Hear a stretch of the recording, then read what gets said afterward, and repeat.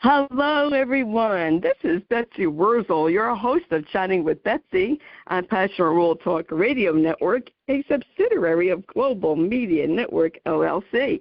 Our mantra is to educate, enlighten, and entertain. The views of the guest may not represent those of the host of the station. Folks, I'm going to tell you about my guest, and I'm very excited. I'm always excited when I do a show. And today is no exception. With me today, I have Alia Dastagir. She is a former reporter for USA Today who frequently covers gender and mental health. She was one of 8 U.S. recipients of the prestigious Rosalind Carter Fellowships for Mental Health Journalism. Alia also has won many awards. I encourage everyone to Google Alia Dastagir. But she is also author and writer of this fantastic book. Folks, if you have ever been bullied online, you need to read this book. And if you haven't been bullied online yet, you need to read this book so you know what to do. The name of the book is To Those Who Have Confused You to Be a Person. Words as Violence and Stories of Women's Resistance Online. And I want to welcome Alia Dastagir to Chatting with Betsy. Thank you, Betsy. Thank you so much for having me. I'm glad to be here. Oh, you are welcome. I just admire your work. And this is your first book, Alia? Yes, it is. My first book. You know, I think when you finish a project like this, maybe sometimes you feel like your last book. It's such an undertaking. You know, in many ways, this project started in, I had a newborn baby when I first conceived of it, and now she's going into first grade. So wow. Quite a labor. But yes, it's my first book, and I really got a taste of how much kind of goes into something like this. I had somebody before I started writing it who was kind of like, are you sure you don't want to write a 30,000-word magazine piece instead? And I couldn't understand why they were trying to talk me down. But yeah, it's my first, and I'm very proud of it, and I'm so glad to be here talking to you and hopefully educating your listeners.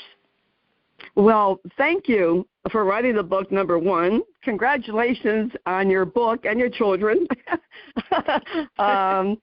That's, wonderful, and you should be proud of yourself. I admire anyone who writes a book because I can't write. I don't like to write. I'd rather talk. But I get it. I really thank you. Book. How did you come up with your title, which is a very different type of title? For sure, and I was really impressed that you were able to pronounce it correctly. You know, it's I know sometimes I have moments where I'm like, should I have called it that? Because I do hear people stumble over it so much, but then I sort of remember where the kind of idea came from, and it was intended to make people kind of stumble, right? It's something you sort of stumble on. It's grammatically incredibly awkward. There's sort of a, what is this? What is this? I mean, certainly as a title, right? You have no sense of what this is. It's actually a line that shows up in the book a couple of times. It was an excerpt of a message that was sent to me by a user. I think it was back in early 2020. Ironically, this user was very agitated about a story that I had written actually on online abuse of women journalists. But the sort of the story was tied to the death of Kobe Bryant, and that was an incredibly sort of difficult moment, I think, sort of in the culture, in the sort of wider public discourse, where people were sort of grappling with that, with his death and what his death meant and what his life meant, and all sorts of questions, really fraught questions around harm and sort of redemption and what's possible. It's just a very complicated conversation. So this user was very upset about a story that I wrote that they perceived me being, I guess, sort of callous in, sort of regarding Brian's death. And so I believe the user was a he, so ostensibly a he. And he wrote me a message. It was a very long message, and part of it he said, I'm sorry to those who've confused you to be a person, because you are not a person. And it was such a, I've had a lot of, people say a lot of things to me over the course of my career online. But this one in particular was so chilling and so discomforting and kind of stayed with me for a while, I think for a lot of reasons. But one of the reasons is because of that particular language and the kind of awkwardness of it and the certainly the sentiment, but there was something about it that was not quite clear to me initially. And I think that, when I was thinking about kind of the spirit of this book and, how I wanted to introduce this book to the world and to readers, I was thinking, this is a huge piece of the kind of problem that sometimes gets kind of obscured or is missed, which is that it's absolutely, it's easy to kind of know what somebody sending a death threat or a rape threat thinks of you. It's a lot harder to kind of sit with these messages, and one could argue this isn't a subtle message. I mean, they're basically dehumanizing me. But I think for me it was hard to kind of, it took more labor to kind of sit with this message and to really kind of consider what this person was saying to me.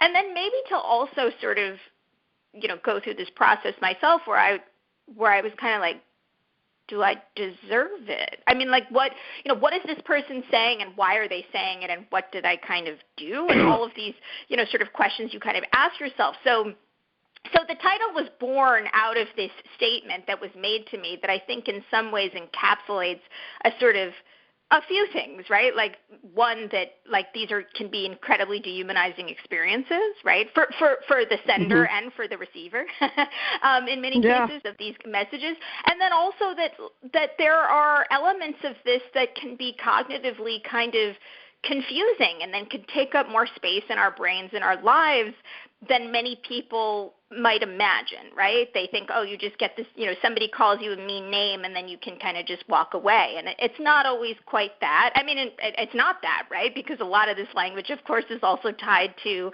how we're being treated, how many of us are being treated in our offline lives and sort of the material conditions of our offline lives.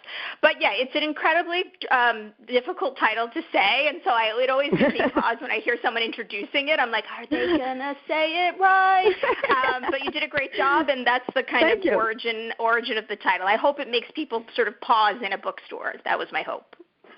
Well, yes, it's definitely catchy. I've talked to a lot of authors, and, getting it, like your book, in a bookstore is a huge achievement, and catching somebody's eye is very important. The cover of a book is extremely important in what it says on there. Absolutely.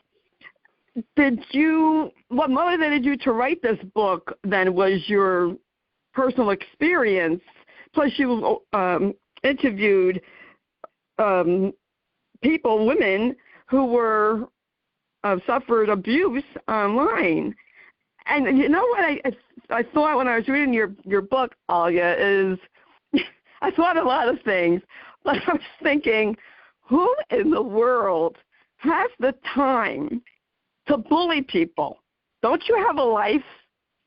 And what gives someone, people are very brazen now behind a keyboard. And I think, I've said this on many shows, in a world where we're so connected with our devices, we're at the same time so disconnected with our humanity. Like to insult somebody and bully and threaten them, like you were threatened. They threatened your family. I mean, over an article that you don't agree with? Get a life, people. I mean, this is just really what I was thinking. I'll be honest with you folks, I barely have time now to do what I have to do and catching up on my social media. I wouldn't even have time to argue with someone, nor do I want to. Scroll on by. And why don't people do that? Yeah, it drives me nuts. I understand. Yeah, and I totally understand that sort of that reflex. I mean, certainly I felt it, or that sort of. I understand that sort of that way of kind of thinking about the problem, because I think for myself too, I'm not a digital native. I didn't kind of grow up with social media. It's not really a place that I can recognize it as a place that has been and continues to be an enormously important place for a lot of people and sort of the internet at large, right, to be this incredibly sort of rich, connective, just site of power, right, and democratization for a lot of people and giving voice to a lot of people.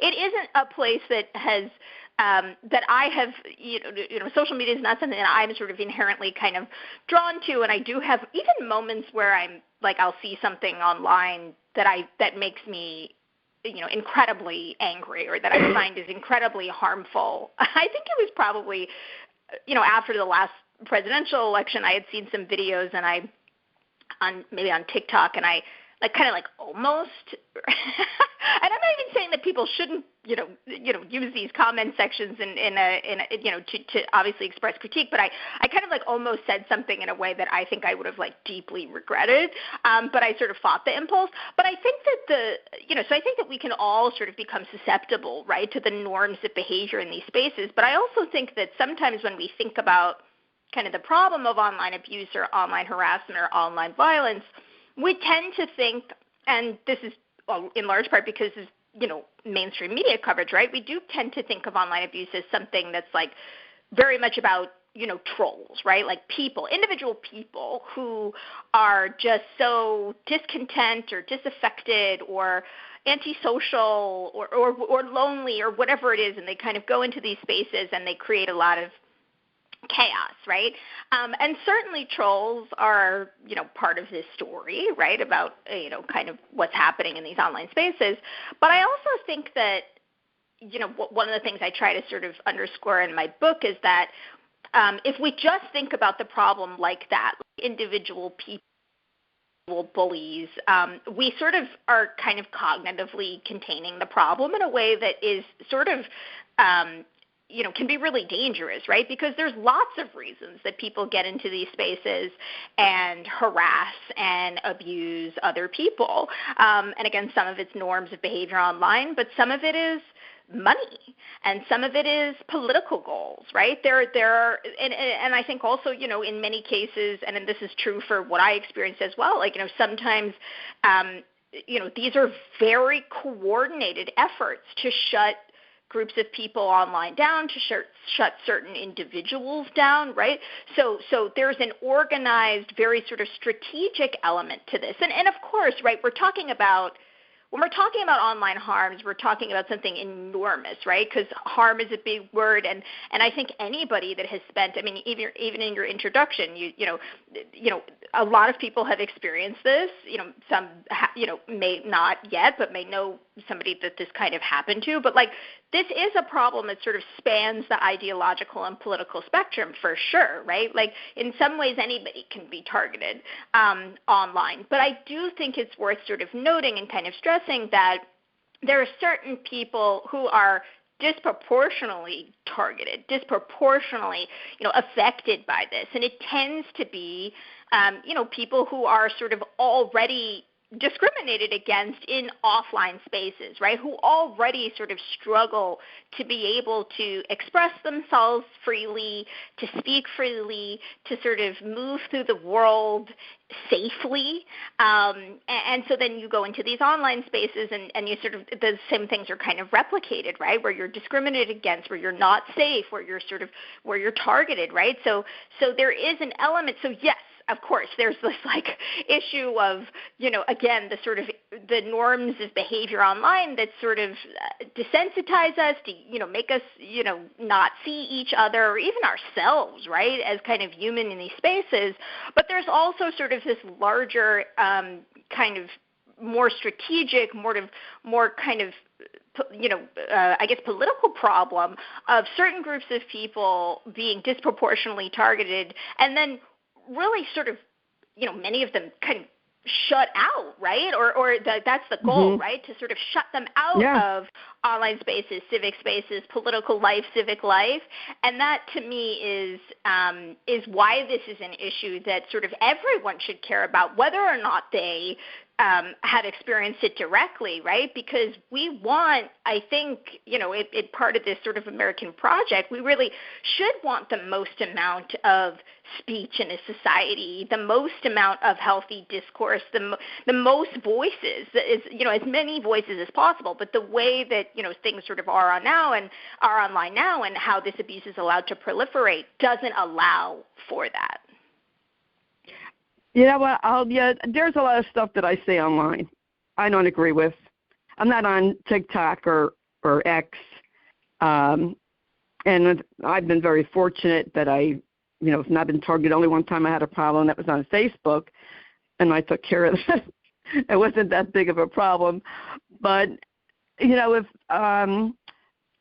it makes you, if I was continuously harassed, threatened, I wouldn't want to go online. Yeah. So then you're shutting me down. And if I'm a journalist and that's my job, I'm not going to want to do it.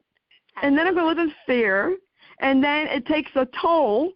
Stress, folks, affects your body in so many ways, and it affects your health. Yes. Your mental health, your emotional health, Absolutely. Spiritual health. Yeah. And, and I saw that theme many times in your book. I finished your book in August, so forgive me if I don't remember everything. I'm a middle-aged woman here. Excuse me.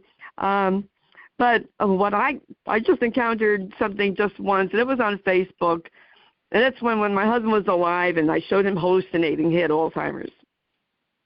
And I said something to the effect of, this is what bothers me. I can't stop it. I'm suffering watching him suffer.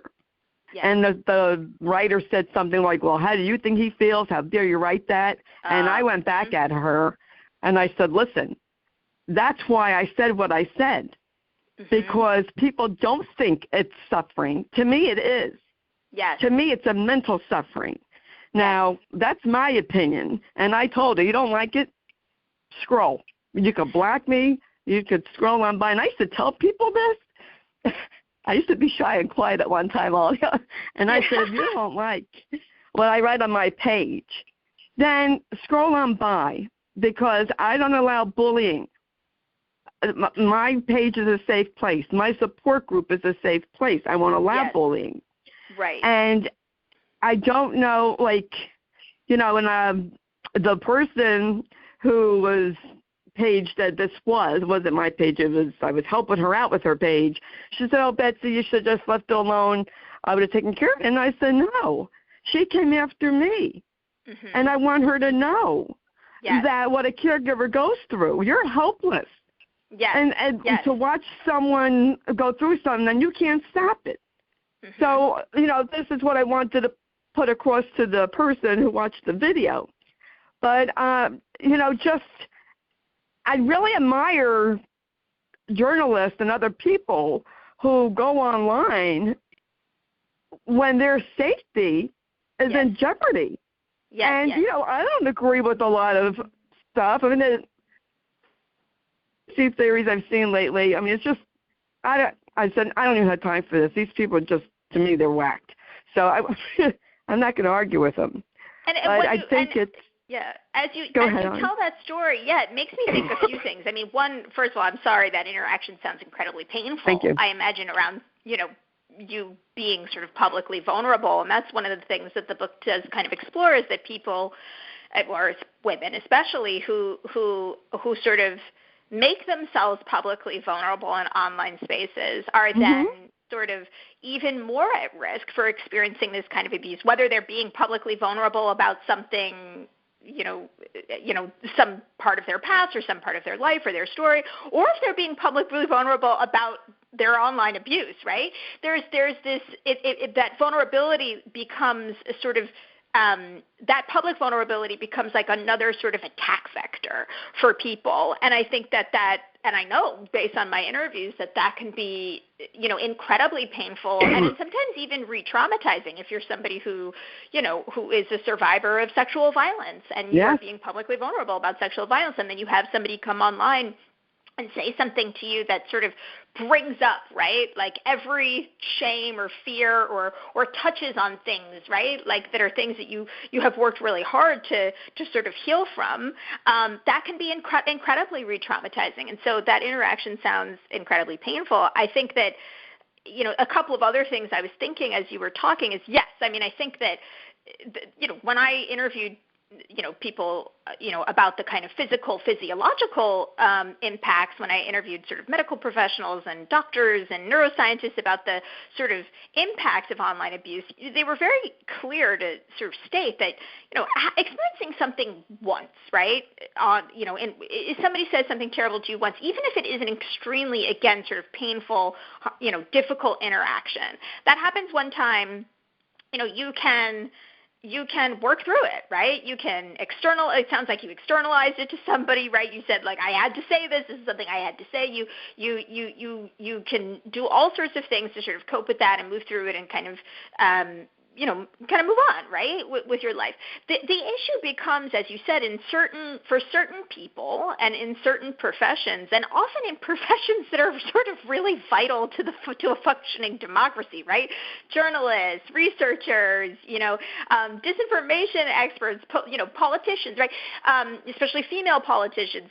I mean, you're talking about people who are experiencing these kinds of attacks relentlessly, and that is where you start to see the problem in terms of those, in terms of real sort of long-term, right, kind of physical impacts. I mean, because it is when your body doesn't have a chance to recover, right, from that heightened state of fight or flight, that you become at risk of chronic stress, right? And that kind of chronic stress is the thing that can ultimately sort of kill you, right? It's increasing your risk of certain forms of cancer, heart disease, all that kind of stuff. So it's always very interesting to me. So, yes, I mean, I think, yes, there's a really big difference between experiencing an isolated event, right, online of online abuse or harassment, which still, can be difficult and, difficult sort of painful experience, and experiencing these kinds of attacks relentlessly, identity-based attacks often, right, with ultimately real concerns, for safety online and off.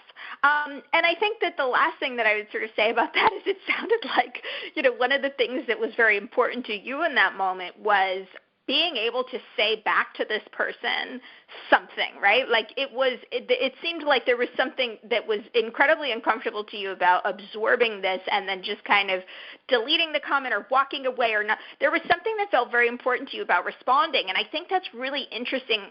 That's something that I sort of learned through my interviews where, a lot of the advice that you get around how to kind of cope with your, sort of deal with your online abuse in the safest way possible is really not to speak back, right, to not confront. But it's the case that so many of the women that I interviewed absolutely were confrontational, and in many cases they felt that this was really important for them, whether it was to correct the truth, right, to correct the record, right, to say the truth about their work or about who they are, or it was, they really wanted to call out bigotry or call out violence or call out harm. And so it was sort of like they could not suffer the abuse and then having to be quiet about the abuse. And I think that that's just a really interesting sort of piece of this, again, in the sense that it's a lot of the advice you get from sort of digital safety experts, and I totally understand why. Because all of us are not being attacked by the same people, right? Like some of us are being attacked by trolls, some of us by organized crime, some of us by our governments, right? So I totally get that advice. You also sometimes see it institutionally even, where the institutions that you work for instruct you, do not speak back. Like, do not speak back to this outright lie or this abuse. Like, you have to stay quiet. And it becomes almost, a policy that you need to follow in order to be adhering, right, to your institution's kind of, protocol for, how to behave on social media, for example. But I think that I'm glad you mentioned that. Yeah. I was going to ask you that. That was the case for me. I had to. I was sort of told not to speak, and I don't think that was necessarily it's not that it's ill-meaning, but it also can be just another form of disempowerment. So I understand your impulse to want to speak, and it's certainly something that I heard from the women that I interviewed too, that like being able to speak back sometimes was incredibly important and empowering in a situation that feels so disempowering. Yes, and it's a fine line, I think, Alia, because they say that, bullies are really cowards turned inside out. And they say sometimes if you confront a bully, they'll back down. But sometimes they don't. They'll come back even stronger. That's right. So it's like, then what do you do? And then they get their friends or their organization, whatever they belong to jump on your page and add, to their nonsense, as I call it, and harassment. And I think, you mentioned in the book, it's mostly men that are harassing women of color, people who are in the LGBTQ plus community are getting, harassed. People, if you don't agree with them politically, are getting harassed. Mm-hmm. We have everyone has a right to their opinion. If I see something that a journalist wrote and I don't agree with it on LinkedIn, I don't have the energy. And I'm not a good writer, so I just won't comment. And I think if people would just stop, and I just want to yell from my phone, please, people, bring back your humanity. Mm-hmm. Nobody would civility. I think it's interesting when you say that too. But I think you make such a good point about the fine. When you do choose, however you choose to deal with your abuse, right? And especially if you choose to sort of speak out against it, either directly to the person sort of perpetrating that harm, or to speak out more broadly about it, there is a real risk, right? Like I've interviewed women who say that when they fought back in their comments, it did shut people down. Like they were able to sort of quiet their comment sections. And then you talk to other people who say, absolutely, it fanned the flames, right? So I think the point, that I think is important to make around that is that, as long as the problem of sort of dealing with online abuse rests with the individual user, right? When it's really your problem to solve, then that is where you kind of get caught up in all these kind of difficult sort of situations and all these kind of double binds and all these, quote unquote solutions that also have, a lot of kind of drawbacks and penalties and risks involved. And that is why it is so important, I think, ultimately for there to be real sort of meaningful kind of structural reform around online abuse, because it can't be an individual person's problem to solve. That also just leads to this misperception that this is a problem that is really just about individual people, an individual person getting upset at another individual person. And again, yes, of course, like online, yes, there's of course like going to be those kinds of scuffles and battles and interpersonal sort of harms, but also, again, we're talking about, or at least I'm trying to talk about, a broader sort of, systematic, strategic, kind of coordinated effort to shut down certain kinds of people who have historically used the internet to give voice to their lives and their experiences and their hopes for a society that they never could before, because there was no space and place for them to do that. So when you sort of talk about, that example that you give about LinkedIn where you see something that you kind of disagree with and you move on, I'm not saying that I don't share that tendency. I'm sort of I have different kinds of outlets for that. But I also think there are a lot of people who sort of view the internet as this place where they could speak, right, in a quote-unquote public square or some version of it, right, where historically they were not able to. Like there was no way, right, to tell the true story about what it has been like to live in this country as an Indigenous person, or what it is really like to live in this country as as a Black woman, right? Like to be able to tell the truth about their lives and their experiences, and that's such a gift, right, that the internet has given us, that these online spaces has given us, like the space to be able to self-define and to debate and to, circulate so many kinds of ideas.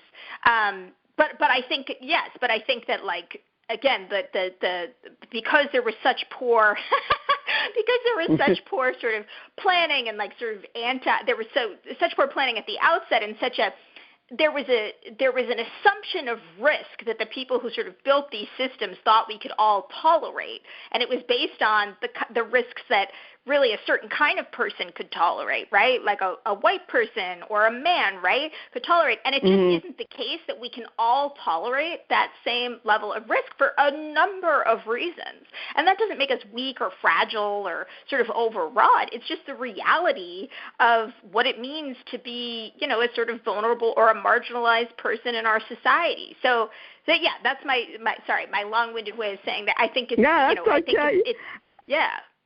No, you bring out a lot, and I was thinking here as you're talking, as you bring out a lot of great points, is that probably most men, and you can tell me if I'm wrong, they might get comments. They don't get the abuse as women do. I mean, that's just common in the workplace.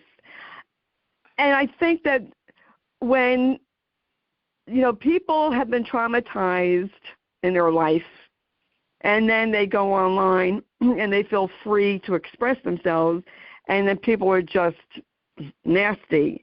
It really traumatizes them. It triggers them. And, folks, if you don't know what that's like, be glad you don't know what it's like. But have empathy for people that do know what that is like.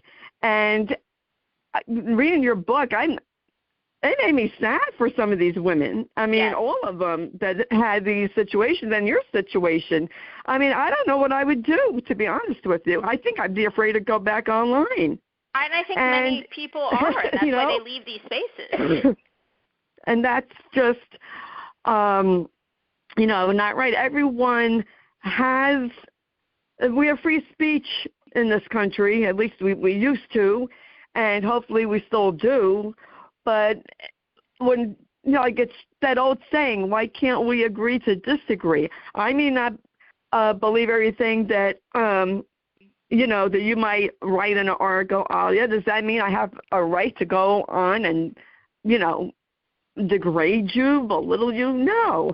This is the thing. These people, these bullies, keyboard bullies as I call them, they wouldn't talk that way to you in person. They wouldn't talk to these people that way in person because they might get assaulted themselves physically. Yeah. I think that I think that the point that you're making that I think is so true, right, is that the barrier for becoming a threat to somebody has been lowered so much, and it's really scary out there for a lot of people online. I mean, even just, yes, my book is about women because I was very interested in exploring abuse that sort of perpetuates hierarchies of power, right? But again, as I said sort of earlier, that this is a problem that, of course, spans the ideological and political spectrum, and it affects men too. I just saw a well-known, a very popular influencer, male influencer who was, talking today about his own fears of harm, related to, I think he, in many cases, talking about physical harm, as it relates to the sort of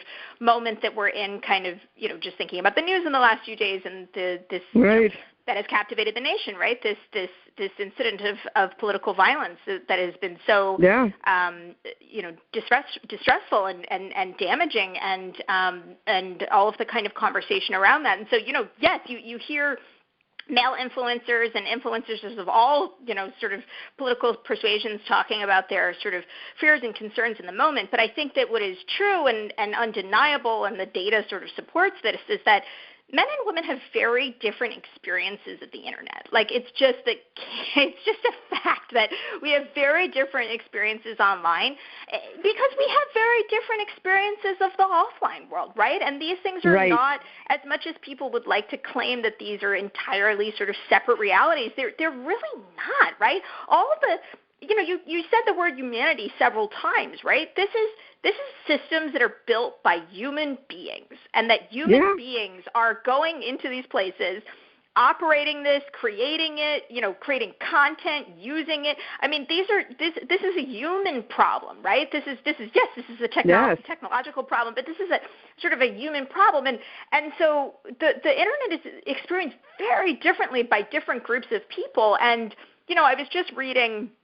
I think there's a great, if people are sort of interested in this, there's another book that just came out a few days ago by Laura Bates, and it's all about this sort of, how AI and other kind of emerging technologies are also sort of changing the way that misogyny is experienced by women in online spaces, and there's like incredibly distressing data that she cites in her book where she talks about a lot of, image-based abuse. And she's, writing about the fact that, like, most of the people who are using these apps, these AI apps, right, that will take an image, they can take an image of a person and create a fake nude image or a fake nude video or a fake video.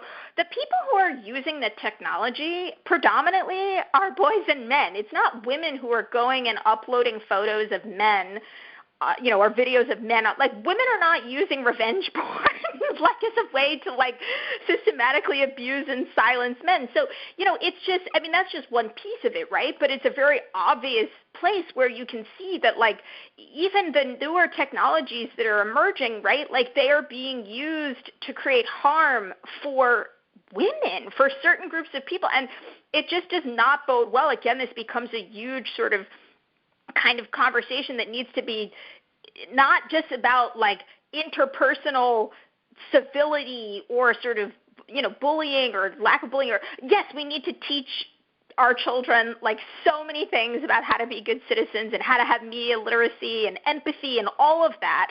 But also we're talking about systems that were built without certain groups of people in mind and continue to evolve, again, without really considering the risks to, like, the most vulnerable people in these spaces. And so you then have these new technologies being rolled out that create so much, that create harm, and then it becomes like now we have to go back and fix that, except we can't really roll it back all the way. And this is a systems issue, is what I'm trying to say. This is an issue of systems, and it has to be addressed in this multifaceted sort of systematic way, or else you're just, again, left with people on the internet who really feel not just feel, who really have no recourse when harms are committed against them.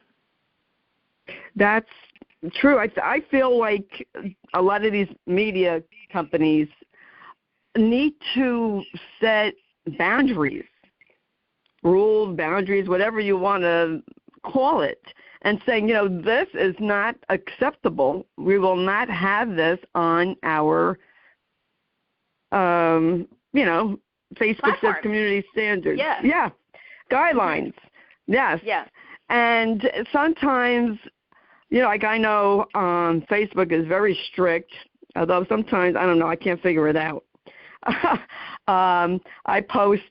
I've posted about, Alzheimer's, and I've gone to Facebook jail, and then I see people doing porn, and nothing happens to them. Inconsistent, for sure. Mm-hmm. Yeah. So it is very inconsistent. And has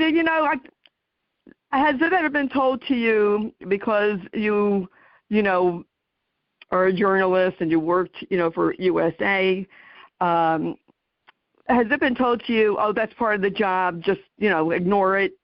Oh, yeah, that's the number one. Like, what do you do with that? Yeah, for sure. Actually, let me revise that.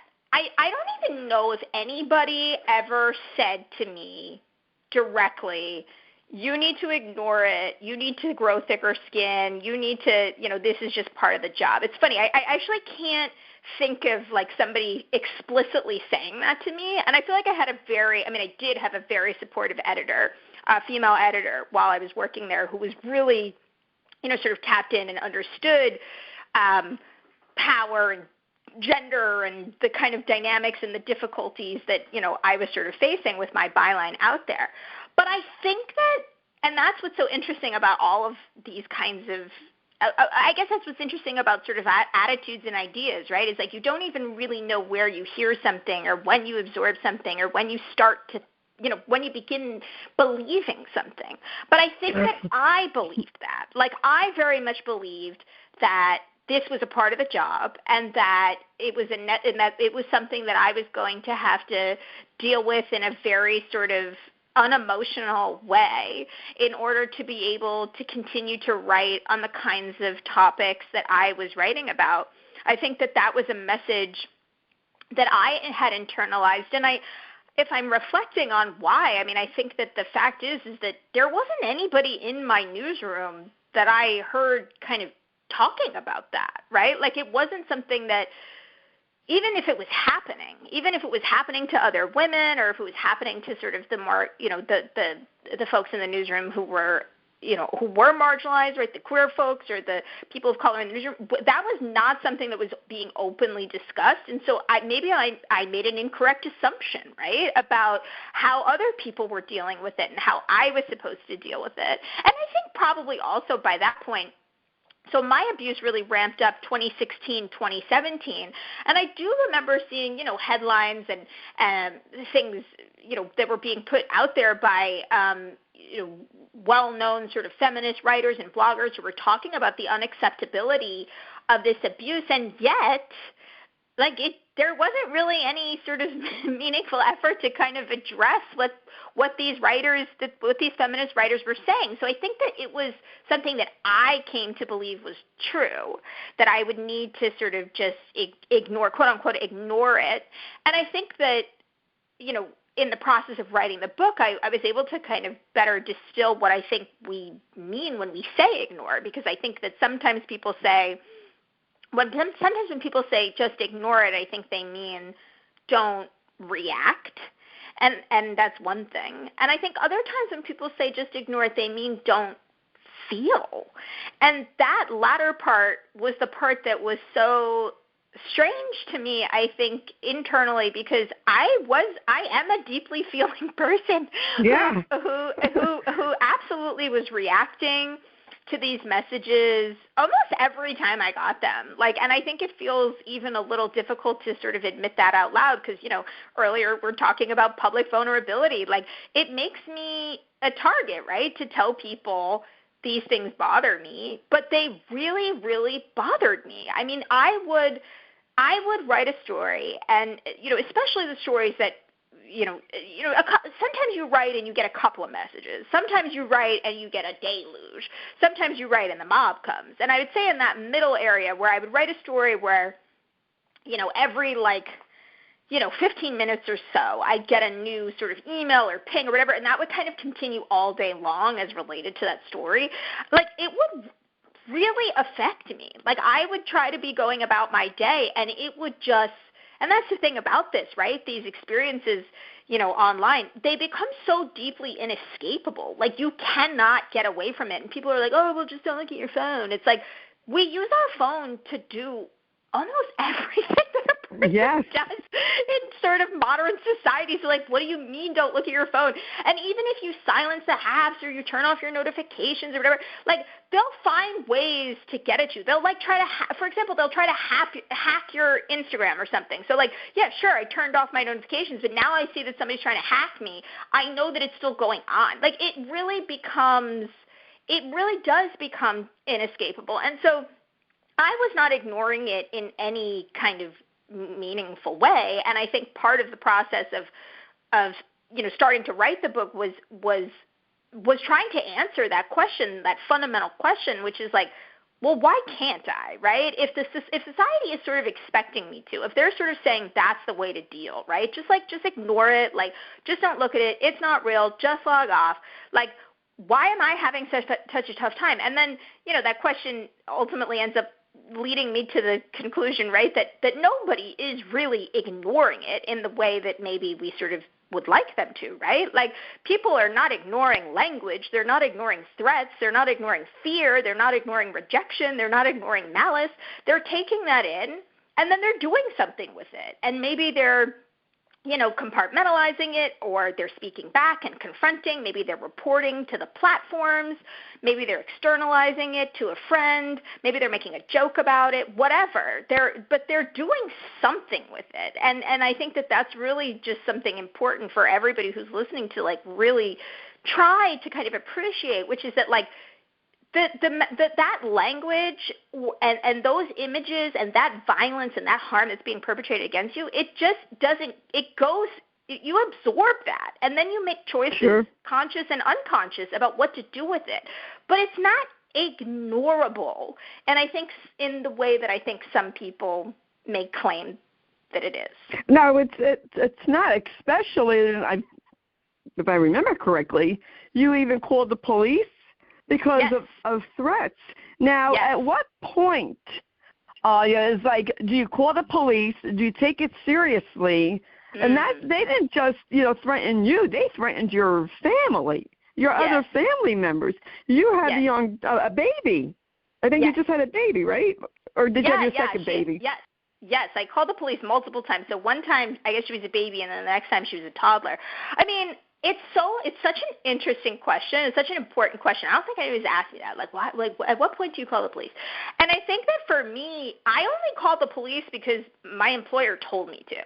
So, one of the benefits that I had written in the book about some of the things that I had wished that my news organization had done differently in one particular situation. But there were also in many cases, in many ways, I felt very supported by my news organization and felt very grateful that I had an institution behind me. Like, that was a real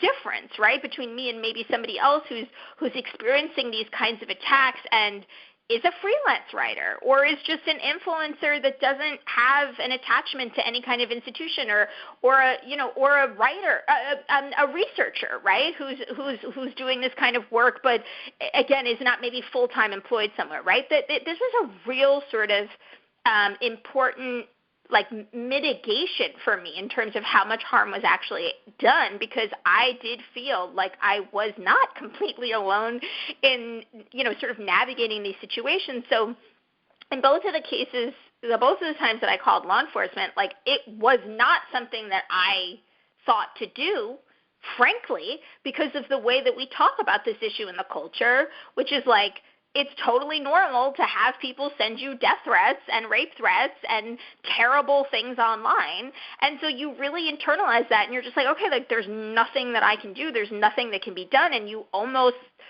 like, it's almost like your threat response system becomes desensitized, because you're just like, okay, this is just what's happening online now. But in both cases, my editors, I had sent the abuse, whatever had risen to that level, that I sent it to my editors, and my editors were like, this is something that requires a call to law enforcement.